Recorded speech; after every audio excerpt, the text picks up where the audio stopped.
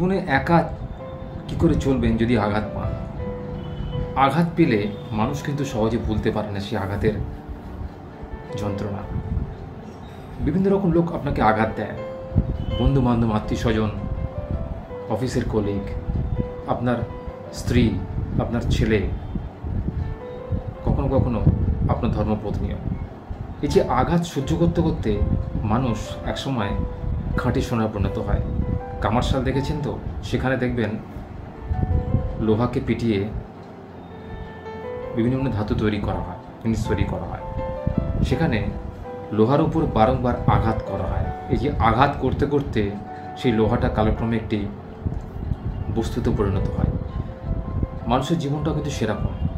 যেসব মানুষের জীবনে দুঃখ বেশি, যন্ত্রণা বেশি, কষ্ট বেশি, তাদের দেখবেন এসব যন্ত্রণা কষ্ট না সহ্য করার জন্য ভগবান অসীম ক্ষমতা দেন।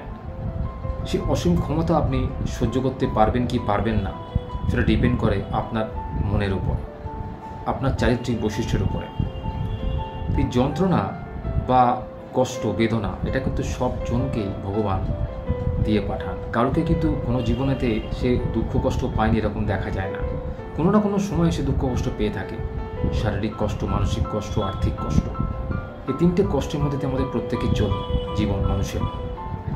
তো জীবনে যখন এরকম কষ্ট পাবেন সবার থেকে, তখন কি করবেন বলুন তো? কাউকেই আর সাথে নেবেন না।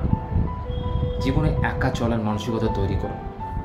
পৃথিবীতে আপনি একা এসেছেন, আপনি একাই চলে যাবেন। কারোকে আপনার দরকার নেই। জীবন পথে চলতে গেলে যদি আপনাকে একা চলতে হয়, তো একাই চলুন। দেখবেন তাতে শান্তি আছে, স্বস্তি আছে। অন্তত কারো কাছ থেকে কোনো ধোঁকা, কারো কাছ থেকে কোনো প্রতারণা পাওয়ার তো আপনার কোনো অবসর থাকবে না। কেউ আপনাকে প্রতারণা করলো, কেউ আপনাকে অপমান করলো, তাচ্ছিল্য করলো, এটা তো আপনি পাবেন না। নিজের ওপর ভরসা রাখুন, নিজে পথ চলতে শুরু করুন, নিজে পথ চলা শুরু করুন। দেখবেন সমস্ত প্রতিবন্ধকতা, বাধাগুলোকে আপনি নিজে থেকেই দূরে সরিয়ে নিতে পারছেন। চলার পথে কোনো প্রতিবন্ধকতাই আপনার জীবনে কোনো প্রতিবন্ধকতা মনে হবে না।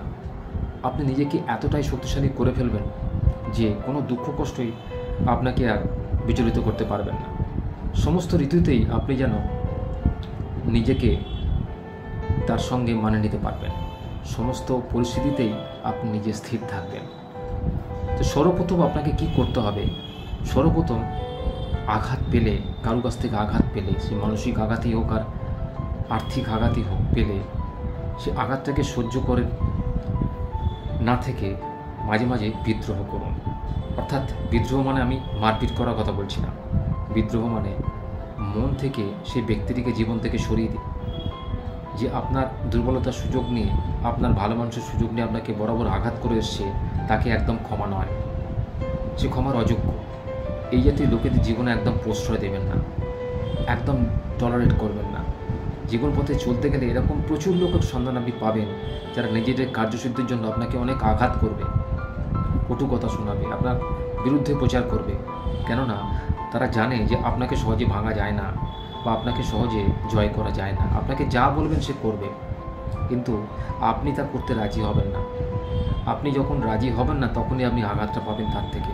সে হয়তো আপনার নামে কারো কাছে নালিশ জানাবেন। এতে আপনার কষ্ট অনেক হবে, কিন্তু কষ্টের মধ্যে আপনি কেষ্ট পাবেন সেইভাবে যে আপনি আপনার পথে ঠিক রয়েছেন, আপনি একা চলতে শিখেছেন, আপনি বুঝে শুনে চলতে শিখেছেন। আঘাত পেলে ভেঙে পড়া নয়। যে আঘাত দিচ্ছে তার উপর জিনিসটা ছেড়ে দিন। যে আঘাত দিচ্ছে সেই কথাটা ঘুচিয়ে আর এই আঘাতের বেদনাটাকে বাড়াতে যাবেন না। হজম করে নিন। উপরওয়ালা বলে একটা জিনিস আছে, যিনি সব কিছু দেখেন, বোঝেন। যে যেরকম কর্ম করবে তার সেরকম ফল হবে। Every action has an opposite and equal reaction, এটা তো আমরা সবাই জানি। এই সার বস্তুটাকে মনে রেখে নিজের মনকে সান্ত্বনা দিন যে হয়তো আপনার এটাই প্রাপ্য ছিল। হয়তো আপনি পূর্বজন্মে এমন কোনো পাপ কাজ করেছিলেন, এমন কোনো খারাপ কাজ করেছিলেন, যার শাস্তিস্বরূপ আপনি লোকের কাছ থেকে এত ভৎসনা, এত মান সম্মান হানি, এত অপমানজনক কথাবার্তা শুনছেন। তাই ভবিতব্যটাকে মেনে নিন এবং নিজেকে পরিবর্তন করার চেষ্টা করুন। কেন সে আপনাকে আঘাত করলো, কেন সে আপনাকে অপমান করলো, এটা বুঝুন, আগে জানুন।